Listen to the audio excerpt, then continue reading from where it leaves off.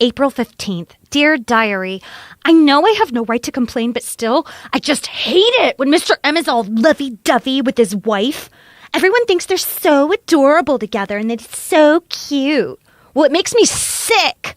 How can he be like that with her when he's in love with me? I told him, hey, I know she's your wife, but do you have to act like that in front of me? I thought he'd be really mad at me for saying that, but he seemed to understand, and it got a little better. How am I supposed to trust anything I see when I know that at least some of it is so fake? Sarah. May 27th. Dear Diary, I wish I could marry Mr. M. I won't be old enough to get married for a while. Maybe by the time I am, something will happen so he and I can be together. His kids adore me, so that part would be okay. I can't imagine ever loving or marrying anyone else. Would it even be okay for me to get married to someone else? I know he's tied to her for life, but it's also confusing to me. Also, it seems like I should be able to call my lover by his first name, but I don't dare. It would just be too weird. He's an adult, my teacher, my principal, my boss, and a leader at church. No, it wouldn't be right for me to call him by his first name.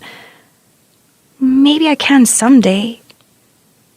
Maybe I really will become a teacher and he will hire me and then we can work together like he says we could and then I can call him by his first name. Oh, dear Diary, I wish you would talk back to me. I really need someone to talk to. Sarah. The prevalence of child sexual abuse is difficult to accurately assess for two reasons. First, it's likely underreported. This is particularly true in cultures where the girl, regardless of her age, is blamed for the abuse. Males are also less likely to report abuse than females are. And second, definitions of what constitutes child sexual abuse differ from country to country, state to state, and thus study to study. However, according to the Centers for Disease Control in the United States, about 1 in 4 girls and 1 in 13 boys in the United States experiences child sexual abuse. According to the World Health Organization, 1 in 5 women and 1 in 13 men report having been sexually abused as a child. These statistics are not substantially different within the wider body of the Christian Church, or even within our own Seventh-day Adventist Church. While physical abuse is more common with boys and sexual abuse is more common with girls, far too many boys and girls are both physically and sexually abused. Far too many children in every culture around the world are subjected to various types of abuse during the formative years of their lives. This abuse has an impact on their developing brains. Many grow up to be broken and hurting men and women who often go on to hurt and abuse others. Most sexual abuse, 91% of the time, in fact, is committed by someone the child knows and trusts. Often the child or adolescent is lured into an illicit relationship. The child is often led to believe that there is a special bond between them and their abuser. The men and women who sexually abuse children are, generally speaking, people that we as church members, as families, also know and trust. On the surface, they appear indistinguishable from people who are trustworthy.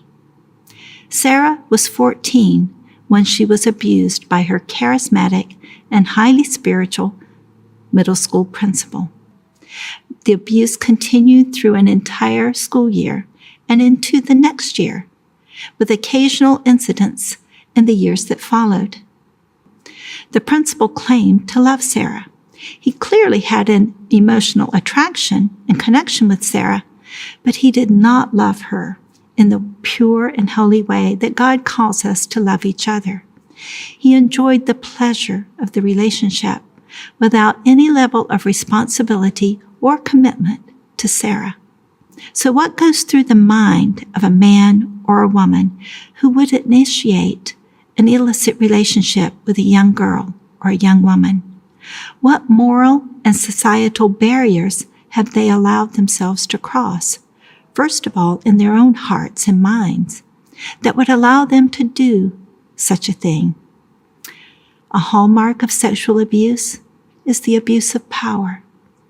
And as an adult and as her principal, along with his role as a spiritual leader in the school, Mr. M wooed and charmed and ultimately seduced Sarah. She was flattered by his attention and enjoyed his affection.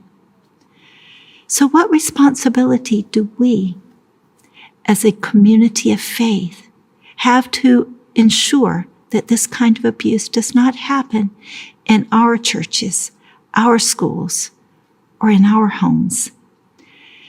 Legally, Sarah was a minor.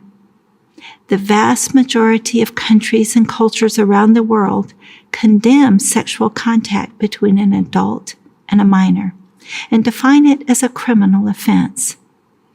As a community of faith, do we clearly understand our responsibility to ensure that we have policies and practices in place that protect our children?